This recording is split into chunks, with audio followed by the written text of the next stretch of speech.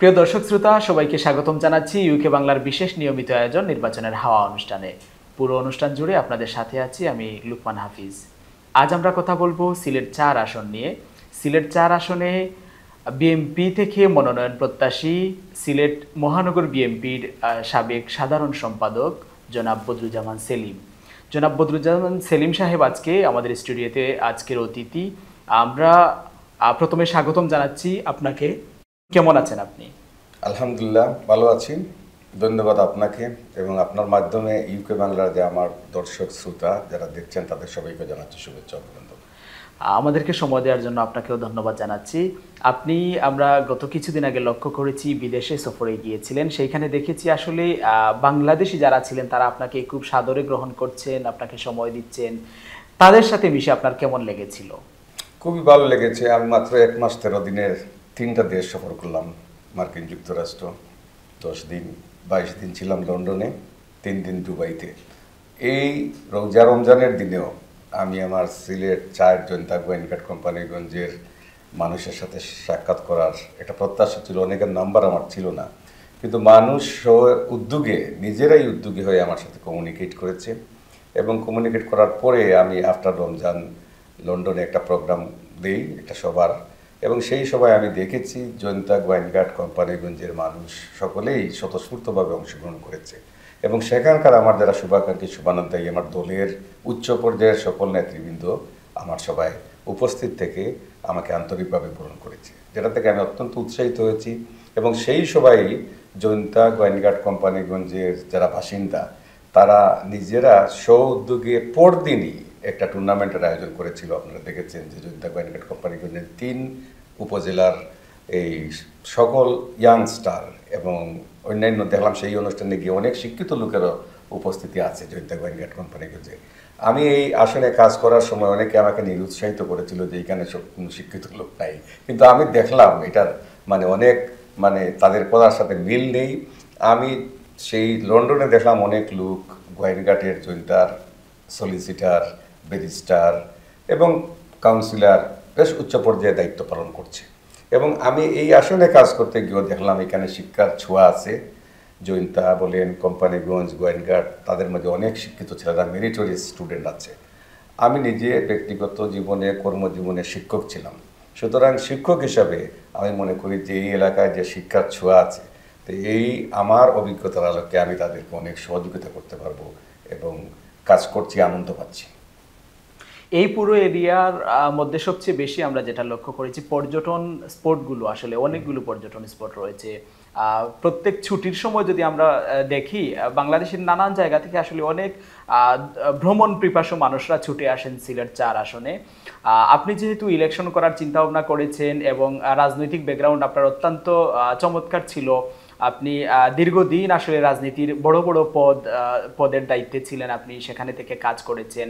এই ভ্রমণ পিপাসু মানুষরা যদি আসলে সিলেট 4 আসনের আমরা যদি বলি সাদা পাথর, জাফলং, বিছানাকান্দি, রাতারগুলে তারা ঘুরতে আসেন, তাদের জন্য আসলে আমি যেটা মনে করি যে আপনার নিশ্চয়ই ভিন্ন কোনো প্ল্যান পরিকল্পনা আছে শুধু তাদেরকে উদ্দেশ্য করে। অবভিয়াসলি, ডেফিনেটলি, এই কারণেই যে আমি নিজে ভ্রমণ পিপাসু। আমি একটা আল্লাহ লাখ লাখ শুকরিয়া যে এই পর্যন্ত আমার এই বয়সে প্রায় বিশ্বের 27টি দেশ আমি ভ্রমণ করার সুযোগ হয়েছে। উন্নত বড় বড় দেশ, মার্কিন যুক্তরাষ্ট্র, যুক্তরাজ্য, কানাডা, এই ইউক্রেন, রাশিয়া থেকে শুরু করে মিডল ইস্ট, প্রায় 27টি দেশ ভ্রমণ করেছি। সব জায়গায় গিয়ে আমি যে সুযোগ সুবিধা বা যেসব জিনিস দেখার আমার অভিজ্ঞতা হয়েছে, সেক্ষেত্রে আমার যে নির্বাচনী এরিয়া যেটা নিয়ে আমি চিন্তা করছি, এটা কাগজে কলমে এটা পর্যটন নগরী। এর আগে যে সরকার ছিল এরা আদৌ কোনো উন্নয়ন করে নাই। এর আগে আমাদের কিছুদিন সাইফুর রহমান সাহেব সিলেটের যখন দায়িত্ব পালন করেছিলেন, উনি জনতা গোয়েনঘাট কোম্পানিগঞ্জ থেকে নির্বাচিত হয়েছিলেন, যদিও এই আসনে তিনি ছিলেন না, কিন্তু এরপরও উনি সিলেট 1-এর এমপি থাকার পরও জনতা গোয়েনঘাট কোম্পানিগঞ্জে অভূতপূর্ব উনি সাফল্য দেখিয়েছেন। জাফলংয়ের রাস্তা করেছেন, অনেক কিছু করেছেন। তো সাইফুর রহমান সাহেবের পরে দিলদার হোসেন সেলিম সাহেব আমাদের এমপি ছিলেন, উনি এখন নাই, উনিও কিছু কাজ করেছেন। কিন্তু বিগত 16 বছর এই যে ফ্যাসিস্ট তাবেদার সরকার ক্ষমতা ছিল, তারা কিন্তু লুটে পুটে খেয়েছে। এই যে প্রাকৃতিক সৌন্দর্যের খনিজ সম্পদে ভরপুর এই যে 4 আসন, এটা তারা বন্ধ করে দিয়েছিল। পাথর, বালু, খোয়ারি, এইগুলা মানুষ কাজ পায় নাই, এবং বিভিন্ন ধরনের কাজ না পেয়ে তারা অন্যান্য আকাম-কুকামে জড়িয়ে পড়েছিল। তো আমি নিজে চিন্তা করলাম, আমি সিলেটে অনেক কাজ করেছি, সরকার 3বার ক্ষমতায় ছিল, সরকারের অনেক দায়িত্ব পেয়েছি, যেগুলো দায়িত্ব আমি পেয়েছিলাম প্রত্যেকটা ক্ষেত্রেই এইভাবে প্রায় বঙ্গুর অবস্থায় আমি দায়িত্ব নিয়েছিলাম। প্রত্যেকটা ক্ষেত্রে আমি উন্নয়নের ছোঁয়া দিয়েছি। তো আমার এই বিশ্বের বিভিন্ন দেশ ভ্রমণের আলোকে আমি এই আসনটাকেই বেছে নিলাম, যে সিলেট 4 জনতা গোয়েন্দাঘাট কোম্পানিগঞ্জ, যেখানে অনেক ভবিষ্যৎ রয়েছে, ফিউচার রয়েছে। এটা পর্যটন নগরী সুন্দরভাবে যদি আমরা গড়ে তুলতে পারি, আজকে বাংলাদেশের প্রত্যেকটা জেলার মানুষ সিলেটে আসতে চায়। এই জাফলং, জৈন্তা, গোয়েন্দাঘাট, এই সাদা পাথর বলেন, তারপরে কোম্পানিগঞ্জ বলেন, তারপরে এই যে জাফলংয়ের সৌন্দর্য উপভোগ করার জন্য। কিন্তু রাস্তাঘাটের করুণ অবস্থা। সারা বাংলাদেশের রাস্তার ডেভেলপমেন্ট হয় এই সিলেটের জাফলংয়ের পাথর দিয়ে, কোম্পানিগঞ্জের পাথর দিয়ে। অথচ আমি এই আসনে ঘুরতে গিয়ে দেখি যে সেখানে আমাদের গাড়ি তো দূরের কথা, এমন কিছু এরিয়া আছে যেখানে বেবি ট্যাক্সি, এই যে সিএনজি, এটাও যায় না। কোনো কোনো জায়গায় আমাদের মিটিং করতে মোটরসাইকেলে যেতে হয়। এটা it's a matter of great সরো। তো এটা ইচ্ছা থাকলে, সদিচ্ছা থাকলে এবং প্রপারলি যদি প্ল্যান ওয়াইজ কাজ করা যায়, তাহলে এই এরিয়া, যে এরিয়ার পাথর দিয়ে সারা দেশের রাস্তাঘাটের ডেভেলপমেন্ট হয়, আর এই এরিয়া থাকবে অনুন্নত, এটা হতে পারে না। সেজন্যই আমার প্ল্যান আছে যে আমি যদি এই দলের নমিনেশন পাই এবং এই জয়ন্তা গোয়েন্দাঘাট কোম্পানিগঞ্জের মানুষ যদি আমাকে নির্বাচিত করে, তাহলে প্রায়োরিটি বেসিসে আমি কমিউনিকেশনের ব্যবস্থা করব। উইদাউট কমিউনিকেশন কোনো ধরনের কোনো স্থাপনা যদি আমরা করি, তাহলে এটার কোনো বাস্তব সৌন্দর্য, উপভোগের কোনো প্রতিফলন জনগণ এটা ভোগ করতে পারবে না। সেই জন্যে ফার্স্ট এন্ড ফরমোস্ট সেটা হইল কমিউনিকেশন। এই কমিউনিকেশন যদি আমরা করতে পারি সুন্দরভাবে, রাস্তাঘাট ডেভেলপমেন্ট করতে পারি, এরপরে যদি আমরা পর্যটনের বিভিন্ন ধরনের, আমার প্ল্যান আছে অনেক কিছু, বহুমুখী প্ল্যান, এগুলো আমরা বাস্তবায়ন করি, তখন সিলেট হয়ে যাবে একটা যেভাবে আধ্যাত্মিক রাজধানী হিসাবে সিলেট খ্যাত, এই সিলেট 4 আসন একটা বাংলাদেশের মাঝে একটা উপভোগ্য এবং সৌন্দর্যমণ্ডিত, প্রস্ফুটিত একটা এরিয়া হিসেবে এটা রূপ লাভ করবে। এবং সেই লক্ষ্যেই আমার কাজ করার মেন্টালিটি আছে, এবং আমি এই ধরনের অনেক পরিকল্পনা আমি ইতিমধ্যেই গ্রহণ করা শুরু করেছি, যে কিভাবে এই এলাকার এই উন্নয়ন, সিলেট সাইডের উন্নয়ন করা যায়। আপনি তো বিশ্বের 27টিরও উপর দেশ ঘুরেছেন, নানান জায়গায় গিয়েছেন, নানান মানুষের সাথে মিশেছেন। এই সিলেট 4-এর সহজ সরল মানুষকে আপনার কেমন লেগেছে? খুব ভালো লেগেছে। আমি কল্পনাই করি নাই। আমি সিলেটের রাজনীতি করেছি দীর্ঘদিন, জেলা বিএনপির দায়িত্বে ছিলাম, মহানগর বিএনপির সদস্য সচিব ছিলাম, সেক্রেটারি ছিলাম। রাজনৈতিক কার্যক্রম এই সিলেট নগরীতেই করেছি বেশি। কিন্তু আমি যখন ওই এলাকায় গিয়ে কাজ করা শুরু করলাম, মানুষের এই সহজ সরল এবং তাদের যে আচার আচরণ, অতিথিপরায়ণ মন মানসিকতা, এটা সত্যিই বিমোহিত। শুধু অতিথিপরায়ণ না, খাওয়া দাওয়ার পরে আমার গাড়িতে আমি পান খাই, আমার পান সুপারি পর্যন্ত তুলে দেয়। তো এই যে একটা আন্তরিকতা, এই ফিলিংস, এটা আমি সত্যি বিমোহিত, বিস্মিত, হতবাক। সুতরাং আমি জনগণ, এই জয়ন্তা গোয়েন্দাঘাট কোম্পানিগঞ্জের মানুষ আমাকে যেভাবে ভালোবাসায় বন্দি করেছে, সুতরাং আমি মনে করি তারা আমারই লোক, এই মোর পরিচয় হোক। আপনি পানের কথা বললেন। আমরা আসলে দেখেছি জয়ন্তা গোয়েন্দাঘাট কোম্পানিগঞ্জে প্রচুর প্রাকৃতিক সম্পদ আসলে আল্লাহ তাআলা খনিজ সম্পদ দিয়ে ভরপুর করে রেখেছেন। কিন্তু বিগত আমরা দেখেছি এই খনিজ সম্পদকে নিয়ে আসলে কোনো পরিকল্পনা হয়নি। যেভাবে পারছে খনিজ সম্পদ নষ্টও করছে, পাশাপাশি ভোগও করছে। আমরা যদি পানের কথা বলি, সুপারির কথা বলি, এইরকম প্রাকৃতিক আরও অনেক জিনিসগুলো রয়েছে যেগুলো আসলে আমরা চাইলে খুব সুন্দর করে বিভিন্ন জায়গায় আসলে পাঠাতে পারতাম, পাঠিয়ে আসলে এলাকাকে আরও ভালো একটা পজিশনে নিয়ে যাওয়া হতো ইকোনমিক্সের দিক দিয়ে। এইগুলা নিয়ে আপনি আসলে ভাবছেন কিভাবে? এটারও অবশ্যই যে আসলে জয়ন্তা গোয়েন্দাঘাট কোম্পানিগঞ্জ প্রাকৃতিক খনিজ সম্পদে ভরপুর, কিন্তু মিসইউজ হচ্ছে, অনিয়ম, বিশৃঙ্খলা, যে কারণে বাস্তবোচিত পদক্ষেপ গ্রহণ করা হচ্ছে না। এইগুলা এই যে এই পান, সুপারি, কমলা, অনেক কিছু খনিজ প্রাকৃতিক যে সম্পদগুলা, এইগুলা যদি বাস্তব ক্ষেত্রে প্ল্যান অনুযায়ী, উইদাউট প্ল্যান কোনো কিছুই সুন্দর হয় না এবং এটার বাস্তব প্রতিফলন ঘটে না।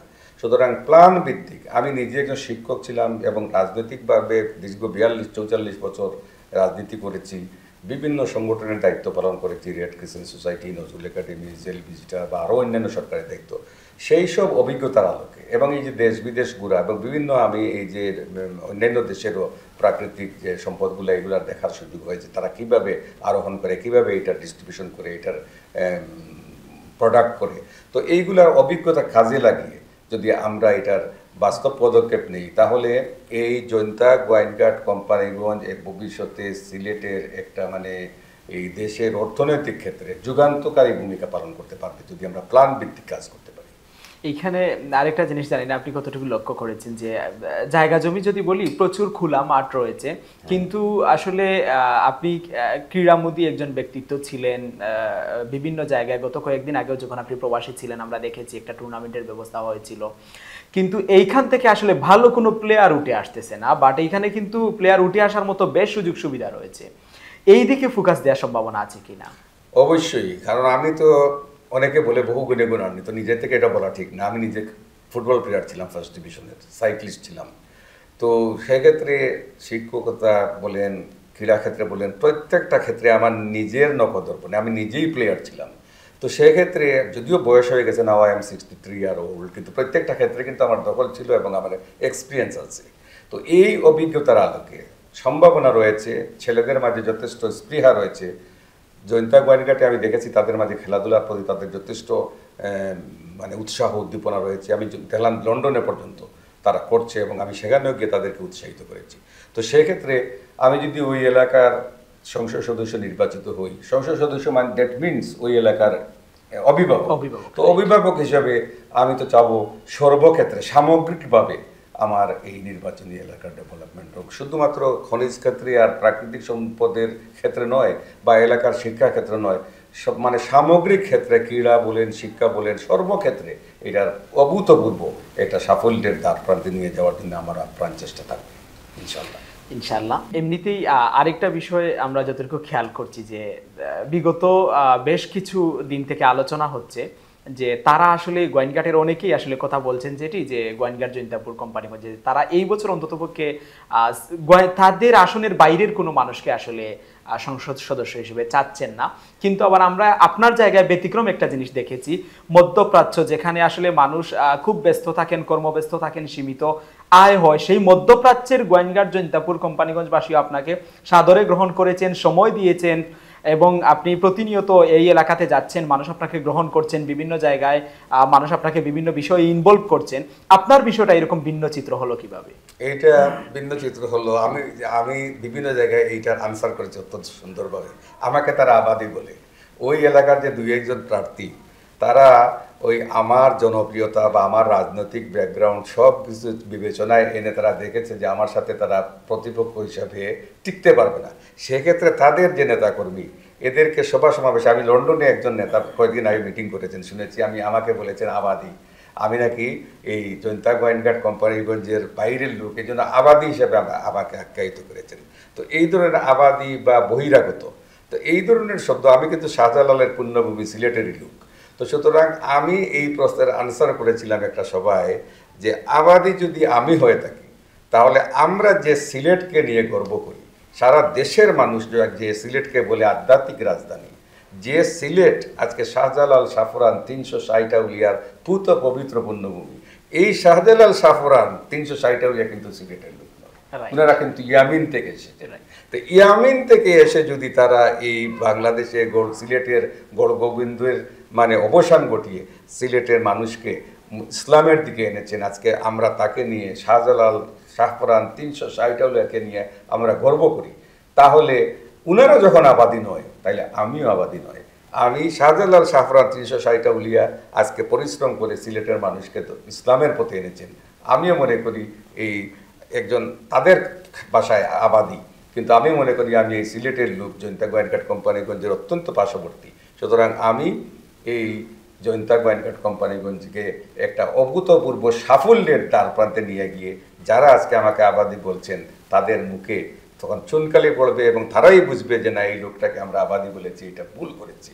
তাহলে এই জিনিসটাই আমার ভবিষ্যৎ মানে মেন্টালিটিতে রয়েছে যে আমি তাদেরকে একটা চেঞ্জ দেখাবো যে আমি কি করতে পারি অন্ততপক্ষে আমার অভিজ্ঞতার আলোকে এই সিলেট 4কে আমি সুন্দর একটা নগরী, সুন্দর একটা আসন, সুন্দর একটা নির্বাচনী এলাকা হিসাবে গড়ে তোলার একটা মন মানসিকতা নিয়ে আমি কাজ করছি। এবং আই এম নট আনহ্যাপি। তারা আমাকে আবাদি বলুক আর বহিরাগত বলুক, আমি এই সিলেটের লোক, জৈন্তা গোয়েনঘাট কোম্পানিগঞ্জের মানুষের, অসংখ্য মানুষের ভালোবাসায় আমি শিখত। সুতরাং কিছু মানুষের এ ধরনের কথায় আমি কোনোভাবেই মর্মাহত নয়। আপনি দীর্ঘ একটি চ্যালেঞ্জ নিয়ে আসলে মাঠে নেমেছেন। আমরা দেখেছি আপনি অনেকবার কারাবরণ করেছেন, অনেক রাজনৈতিক রোষানলের শিকার হয়েছেন, কিন্তু তবুও আপনি জাতীয়তাবাদী থেকে সরে যাননি। এখন যদি আপনি মনোনয়ন না পান, তবুও কি ইলেকশন করার প্ল্যান আছে? এটা তো আপনারা অতীতে দেখেছেন যে আমি সিলেট সিটি কর্পোরেশনে মেয়র প্রার্থী ছিলাম, এবং মেয়র প্রার্থী হওয়ার পরে আমার দল, কেন্দ্রীয় হাইকমান্ড এবং এখানের যে প্রার্থী আমার বন্ধু আরিফুল হক চৌধুরী, তারা সবাই আমার বাসায় গিয়ে কেন্দ্রীয় নেতৃবৃন্দ সহ অনুরোধ করলো যে তাকে সমর্থন দেওয়ার জন্য। আমি দলের স্বার্থে কেন্দ্রীয় নেতৃবৃন্দের সুপারিশে দেশনেত্রী বেগম খালেদা জিয়াও চিরকুট পাঠিয়েছিলেন। তো আমি দলের প্রতি আস্থাশীল হয়ে, শ্রদ্ধাশীল হয়ে সেখান থেকে সরে গিয়ে আমার বন্ধুকে সমর্থন দিয়েছিলাম। আপনারা আরেকটা উদাহরণ দেখবেন, অতি সম্প্রতি আমি সিলেট মহানগরী বিএনপির সভাপতি ক্যান্ডিডেট ছিলাম। তো সেক্ষেত্রে আমার চেয়ে একটু বয়োজ্যেষ্ঠ প্রতিপক্ষ যিনি, উনি আমাদের এই সিলেটে আসনের খন্দকার মুক্তাদির সাহেব সহ সবাইকে নিয়ে আমার বাসায় এসে রিকোয়েস্ট করলেন যে আমি তাকে সমর্থন দেওয়ার জন্য। ছেড়ে দিলাম। সুতরাং দলের স্বার্থে আমি স্যাক্রিফাইস করার ইতিহাস আমার রয়েছে। দল যদি আমাকে মনোনয়ন দেয় এবং আমি নির্বাচিত হই, ওই এলাকার কাজ আমি করতে পারবো অন্যান্য প্রার্থীর চাইতে অনেক বেশি। দল যদি আমাকে মনোনয়ন না দেয়, সুতরাং আমি তো এখানে নিরাশ হওয়ার কোনো কিছু নেই, দল আমাকে অন্যভাবে মূল্যায়ন করবে। তো সেক্ষেত্রে আমার এই যে প্রশ্ন আপনি করেছেন, এটার আমি দুটা উদাহরণে দিয়ে দিলাম। দলের সিদ্ধান্তের প্রতি আমি সব সময় শ্রদ্ধাশীল, বিকজ আমি এই দলের একজন ফাউন্ডার ওয়ার্কার। সুতরাং আমি দলকে ভালোবাসি, এই দলের নেতা শহীদ রাষ্ট্রপতি জিয়াউর রহমানকে ভালোবাসি, দেশনেত্রী বেগম খালেদা জিয়াকে ভালোবাসি, আমার আজকের বর্তমান ভারপ্রাপ্ত চেয়ারম্যান তারেক রহমান সাহেবকে ভালোবাসি, এবং সকলের সাথেই আমার একটা ঘনিষ্ঠ সম্পর্ক রয়েছে। সুতরাং এই সম্পর্ক তো কোনো অবস্থায় নস্বাত হওয়ার নয়, নষ্ট হওয়ার নয়। আপনি তো অনেক গুণে গুণান্বিত একজন ব্যক্তি আসলে, এবং বিএনপি জন্ম নেওয়ার আগ থেকেই, জাগদল থেকেই আপনি রাজনীতি করছেন। যদি আপনি ইলেক্টেড হন, যদি আপনি সংসদ সদস্য হন, সাধারণ মানুষরা কি আপনার কাছে ঘেঁষতে পারবে তখন? এটা তো আপনারা নিজেরাই দেখেন। আমি নোন নাম্বার বলেন, আননোন নাম্বার বলেন, আপনারা একটা জৈন্তা গোয়েনঘাট কোম্পানিগঞ্জের লোকদের জিজ্ঞেস করলেই জানতে পারবেন যে আমার ফোন 2-3টা ফোন, যারাই ফোন করে, পরিচিত হোক অপরিচিত হোক, কোনো ব্যস্ততার সময় আমি হয়তো ফোন ধরতে না পারলেও তাদের ফোন আমি ব্যস্ততা শেষ হওয়ার পরে পরেই ব্যাক করি। যে কারণেই আজকে মানুষ আমার প্রতি আন্তরিকভাবে ধেয়ে আসতেছে, যেটা বলে ফ্লাডের মতো। হ্যাঁ, তো এই অবস্থায় আমি, আমার সাথে জনগণ, সাধারণ মানুষ প্রথম থেকেই, আমার রাজনীতির শুরু থেকে একবারে তৃণমূলের নেতাকর্মীরা আমার সাথে যেভাবে মিশতে পারে, ফোনে কথা বলতে পারে, আমার বাসায় দেখা করতে পারে, এটা অন্যের সাথে করতে পারে না। যে কারণেই আমি মানুষের ভালোবাসা পাই, এই ভালোবাসাই আমি সিক্ত হয়ে কাজ করতে পারছি। তো এই প্রশ্নের উত্তর আপনারা অবশ্যই পেয়ে গেছেন। অতি সাধারণ কেউ যদি ফোন করে, চিনি আর না চিনি, আমি তার ফোনটা রেসপন্স করি। এটা তো মানুষের পাওয়া উচিত এবং সেটা পাবে ইনশাল্লাহ। আর যদি আরেকটা বিষয় হলো, এই এলাকার মানুষের জন্য আপনার যদি খোলা কোনো মেসেজ বা খোলা কোনো বার্তা দেওয়ার থাকে, আপনি আজকে দিতে পারেন আমাদের চ্যানেলের মাধ্যমে। অবশ্যই। জৈন্তা গোয়েনঘাট কোম্পানিগঞ্জ, আমি এই এলাকার মানুষের একজন সেবক হিসাবে, খাদিম হিসাবে কাজ করার দৃঢ় প্রত্যয় নিয়ে আমি মাঠে নেমেছি। আমার রাজনৈতিক জীবন 47 বছর, নিজে শিক্ষক ছিলাম, তারপরও মানুষের জীবনের শিকার শেষ নেই, জানার শেষ নেই। জৈন্তা গোয়েনঘাট কোম্পানিগঞ্জে কাজ করতে গিয়ে অনেক কিছু আপনাদের কাছ থেকে, জৈন্তা গোয়েনঘাট কোম্পানিগঞ্জ সিলেট 4-এর মানুষের অভিজ্ঞতার আমার দরকার আছে।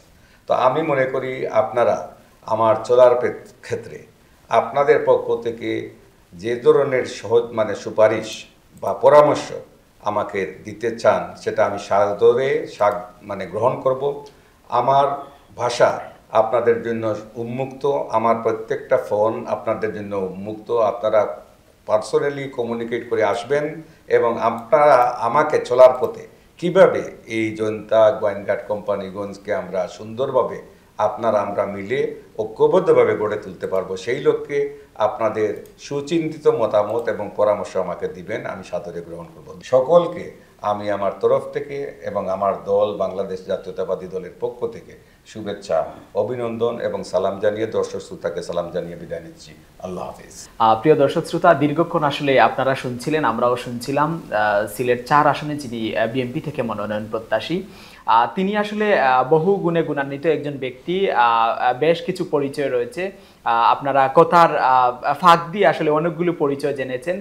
আমরা আসলে আশা করি সিলেট 4 আসনের মানুষ যেন উনাকে বর্তমানে যেভাবে দেখছি কাছে টেনে নিচ্ছেন, আগামীতেও যেন ভোট দিয়ে উনার স্বপ্ন বাস্তবায়ন করেন এবং জাতীয় মহান সংসদে যেন একজন প্রতিনিধি হিসেবে তারা উনাকে সিলেক্টেড করেন, সেই কামনাই ব্যক্ত করে আজকের মতো আমরা এখানেই বিদায় নিচ্ছি। আপনি আমাদেরকে সময় দেওয়ার জন্য আপনাকে অনেক অনেক ধন্যবাদ। ধন্যবাদ সবাইকে।